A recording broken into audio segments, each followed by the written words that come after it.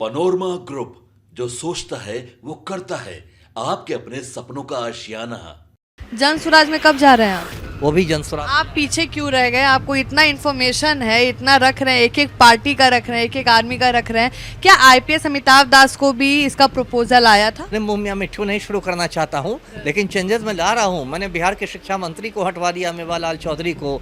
मैंने खुदा बख्श लाइब्रेरी को बचा लिया। इस साल मैंने सुल्तान पैलेस को टूटने से बचा दिया। प्रशांत किशोर जैसे आए हैं, क्या ये अन्य पार्टियों के लिए काफी बड़ा दिक्कत होने वाला है? दिक्कतों का सामना करना पड़ेगा हाँ, बीजेपी को भी, जेडीयू को भी और राजद को भी। बिल्कुल दिक्कत तो हो गई है। प्रशांत किशोर की मतलब एक तरह से आप नज़र कर सकते हैं उन्हीं नोटा वाले मतदाताओं पर है कि एक नया विकल्प लाए हैं। देखिए, देखो 35 सालों से जो बिहार की राजनीति है, यही लालू नीतीश के इर्द गिर्द घूम रही है। चाहे पलटू आते हैं, लालू फिर पलटू फिर मतलब क्या ये हो गया। तो एक नया विकल्प आया है। और जिस तरह से वो कह रहे हैं कि हम 243 में 243 सीटों पर लड़ेंगे, 242 पर भी नहीं, एकदम एकला चलोरे के मूड में हैं। और जिस तरह से उन्होंने बड़े बड़े मुद्दे, जैसे उन्होंने कहा कि 75 मुसलमानों को खड़ा करेंगे, तो ये तो तेजस्वी का ब्लड प्रेशर बढ़ाने वाली बात हो गई ना कि मैं राजद के लालटेन का किरासन तेल निकाल लूँगा। ये पलटू के लिए टेंशन की बात है। भाजपा के लिए ये टेंशन की बात है कि बिहार में भाजपा का जो कोर वोटर है वो सवर्ण हिंदू है, अगड़ी जाति के हिंदू है। तो यहाँ प्रशांत किशोर पांडे एक साक्षात ब्राह्मण देवता तो कोई पार्टी नहीं है, तो एक बस अभियान है। देखिए, ऊपर से तो ये बोलना पड़ता है ना, नहीं तो फिर अपने कार्यकर्ताओं का मनोबल टूट जाएगा ना। ये एमवाई का समीकरण तो अपने पास रखे हुए हैं मुस्लिम यादव। माई समीकरण तो लालू तेजस्वी का कोर वोट बैंक है। अब इधर प्रशांत किशोर कहते हैं, वो तो खुल के कहते हैं कि प्रशांत किशोर खुलकर बोलते हैं कि जो बिहार के मुसलमान हैं वो राजद के लालटेन में किरासन तेल बने हुए हैं, मैं किरासन तेल निकाल लूँगा। तो यदि किरासन तेल सच में उन्होंने निकाल दिया या थोड़ा घटा भी दिया, राजद क्या करेगी? क्या करेगी? तो यादव यादव रह जाएगा। वही ना, वही तो तनाव की बात है। यादव को भी खड़ा किए हैं प्रशांत किशोर, यादव को यादव से खड़ा कर रहे हैं। नहीं नहीं, ठीक है, वो खड़ा करेंगे ही। और उन्होंने महिलाओं पर भी ध्यान दिया है, बोलते हैं कि मैं 40 महिलाओं को खड़ा करूंगा कम से कम। तो महिलाओं को माना जाता है कि वो थोड़ा पलटू राम की तरह उनका झुकाव रहता है, जिस भी वजह से। तो ठीक है, एक साक्षात ब्राह्मण देवता हर पार्टी का पानी निकाल रहे हैं। हाँ, तो इसलिए भाजपा वाले बोल रहे हैं कि अरे ये क्या हो रहा है कहीं भाजपा वाले बोल रहे हैं कि क्या कहते हैं, प्रशांत किशोर राजनीति का चाणक्य कहा जाता है। वो पार्टियों को गुरु मंत्र देते थे और बदले में पार्टियां उनको गुरु दक्षिणा देती थी। और इतनी गुरु दक्षिणा मिली कि अब अच्छी खासी उनकी लगता है दौलत हो गई है। नमस्कार, स्वागत है आपका सिटी पोस्ट लाइव में। मैं हूं मुस्कान। आपको बता दें, विधानसभा पास आ रहा है, लेकिन आपको बता दें एक नेता है प्रशांत किशोर जो काफ़ी वायरल चल रहे हैं, ट्रेंड में है। और उनकी जो पार्टी है जन स्वराज पार्टी 2 अक्टूबर को बन चुकी है और काफ़ी बड़े बड़े दावे किए जा रहे हैं, एजुकेशन को लेकर हो, शराब को लेकर हो, और उसमें आईएएस आईपीएस की भर्ती हो रही है। आपको बता दें जो भी चुनाव के लिए लड़ रहे हैं वो प्रोफेसर है, पढ़े लिखे लोग को लिया जा रहा है। इस पर बातचीत करने के लिए आज हमारे साथ हैं पूर्व आईपीएस अमिताभ दास। जन स्वराज में कब जा रहे हैं आप? नहीं नहीं, मैं तो नहीं जा रहा, मैं नहीं जा रहा। तो आप तो पूरा इतना स्ट्रिक्ट ऑफिसर हैं, अच्छे आईएएस आईपीएस रह चुके हैं, तो आप क्यों नहीं जाना चाह रहे हैं? उसमें तो ऑलमोस्ट ऑफिसर और प्रोफेसर ही है। नहीं, सही बात है, लेकिन मेरा अपना एक मानना है कि मुझे चुनावी राजनीति से दूर रहना है। और मेरी सबसे बड़ी जो विश्वसनीयता है वो ये है कि मैं एक गैर राजनीतिक व्यक्ति हूँ। यदि मैं किसी राजनीतिक दल में चला जाऊंगा तो मुझे ये डर है कि फिर मेरी विश्वसनीयता खत्म हो जाएगी, इसलिए मुझे नहीं जाना है। जी, प्रशांत किशोर को कैसे देख रहे हैं बिहार में? देखिए, प्रशांत किशोर के बारे में दर्शक जानते हैं कि वो मूल रूप से चुनावी रणनीतिकार थे और उनकी पहचान इसी रूप में बनी। चाणक्य कहा जाता है। जी, राजनीति का चाणक्य कहा जाता है। वो पार्टियों को गुरु मंत्र देते थे और बदले में पार्टियां उनको गुरु दक्षिणा देती थी। और इतनी गुरु दक्षिणा मिली कि अब अच्छी खासी उनकी लगता है दौलत हो गई है। तो 2 साल पहले उन्होंने जन स्वराज अभियान शुरू किया पदयात्रा के रूप में।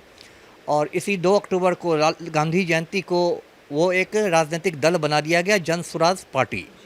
और उसमें धूमधाम से पटना में वेटनरी कॉलेज कैंपस में उसका पहला सम्मेलन हुआ, जिसमें एक रिटायर्ड आईएफएस ऑफिसर हैं मनोज भारती, जो भारत के राजदूत रह चुके हैं यूक्रेन में, बेलारूस में। उनको कार्यवाहक अध्यक्ष भी बनाया गया, दलित समुदाय से आते हैं। प्रशांत किशोर ने पहले ही ऐलान किया था कि मेरा पहला अध्यक्ष दलित समुदाय से होगा।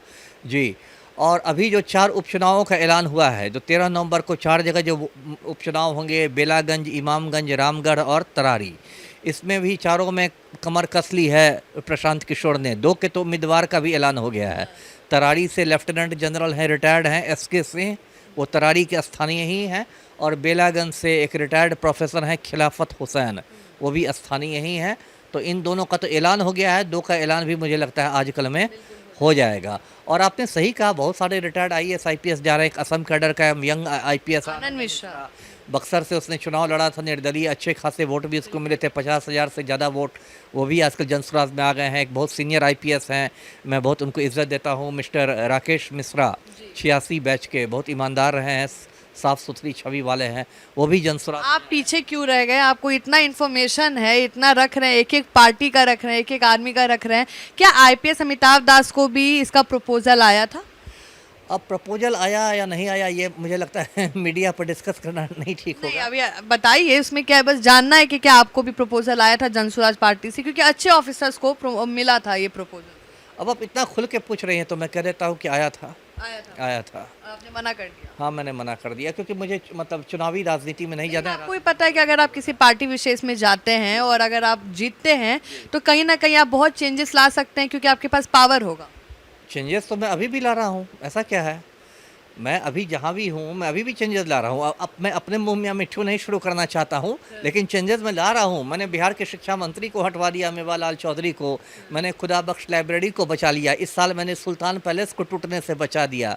तो चेंजेस तो मैं भी ला रहा हूँ। मैं बिहार के सारे ज्वलंत मुद्दों, मेरा अपना यूट्यूब चैनल है दास बोले बिंदास, उसको लाखों लोग देखते हैं। उसमें मैं बिहार के सारे ज्वलंत मुद्दों पर बोलता हूँ, चाहे वो भू सर्वेक्षण हो, चाहे वो शराबबंदी हो, या वो पेपर लीक हो, सारे ज्वलंत मुद्दों पर मैं खुल। प्रशांत किशोर जैसे आए हैं, क्या ये अन्य पार्टियों के लिए काफ़ी बड़ा दिक्कत होने वाला है? दिक्कतों का सामना करना पड़ेगा हाँ, बीजेपी को भी, जेडीयू को भी और राजद को भी? बिल्कुल दिक्कत तो हो गई है। देखिए, इस बार चुनाव में देखिए, अभी जो लोकसभा चुनाव संपन्न हुए बिहार में, उसमें 32 लाख लोगों ने नोटा बटन दबाया।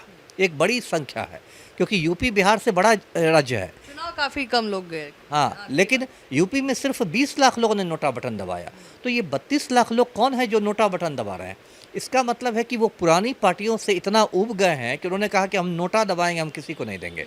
तो प्रशांत किशोर की मतलब एक तरह से आप नज़र कर सकते हैं उन्हीं नोटा वाले मतदाताओं पर है कि एक नया विकल्प लाए हैं। देखिए, देखो, 35 सालों से जो बिहार की राजनीति है, यही लालू नीतीश के इर्द गिर्द घूम रही है। चाहे पलटू आते हैं, लालू फिर पलटू, फिर मतलब क्या ये हो गया। तो एक नया विकल्प आया है। और जिस तरह से वो कह रहे हैं कि हम 243 में 243 सीटों पर लड़ेंगे, 242 पर भी नहीं, एकदम एकला चलोरे के मूड में हैं। और जिस तरह से उन्होंने बड़े बड़े मुद्दे, जैसे उन्होंने कहा कि 75 मुसलमानों को खड़ा करेंगे, तो ये तो तेजस्वी का ब्लड प्रेशर बढ़ाने वाली बात हो गई ना। एमवाई का समीकरण तो अपने पास रखे हुए हैं मुस्लिम यादव। माई समीकरण तो लालू तेजस्वी का कोर वोट बैंक है। अब इधर प्रशांत किशोर कहते हैं, वो तो खुल के कहते हैं कि मैं राजद के लालटेन का किरासन तेल निकाल लूंगा। प्रशांत किशोर खुलकर बोलते हैं कि जो बिहार के मुसलमान हैं वो राजद के लालटेन में किरासन तेल बने हुए हैं, मैं किरासन तेल निकाल लूंगा।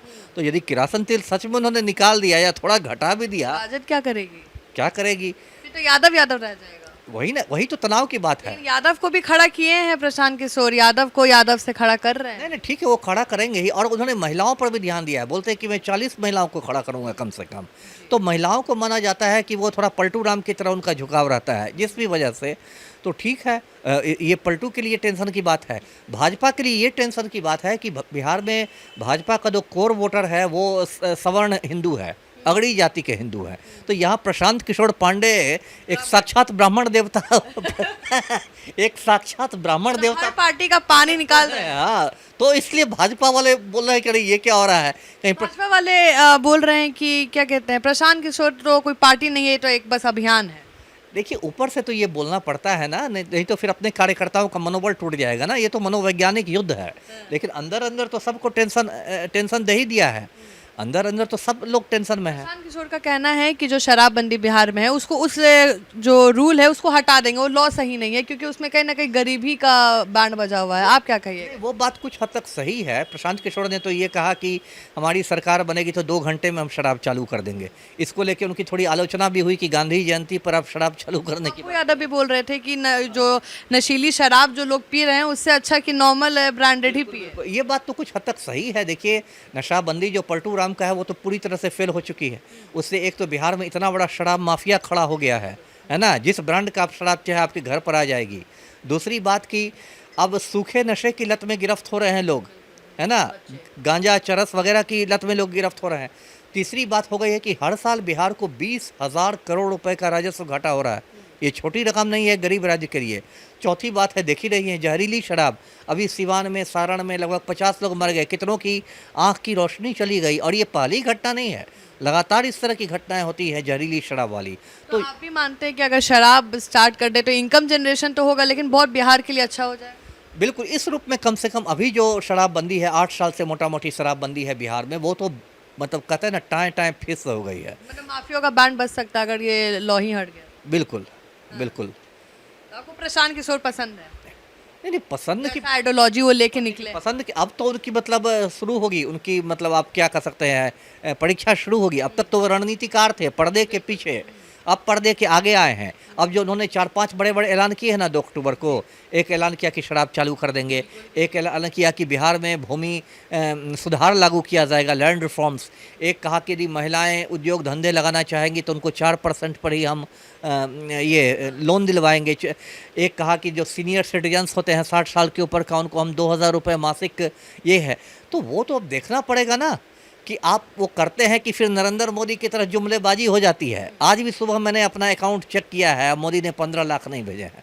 10 साल से मैं रोज़ाना उठ के अपना अकाउंट चेक कर रहा हूँ। तो एक तो वो मोदी की जुमलेबाजी होती है कि 15 लाख अकाउंट में आ जाएगा, 100 दिन में काला धन आ जाएगा, 2 करोड़ नौकरियां हर साल मिल जाएगी, है ना, और ऐसे 100 स्मार्ट सिटी बन जाएगा, बुलेट ट्रेन चल जाएगी, या दाऊद इब्राहिम पकड़ा जाएगा। तो एक तो मोदी जी की जुमलेबाजी हवाबाजी हो गई, वो तो अब देखना है अभी, और अब देखना है कि किस तरह के लोगों को वो टिकट देते हैं, क्या होता है। तो अब उनकी परीक्षा शुरू हुई।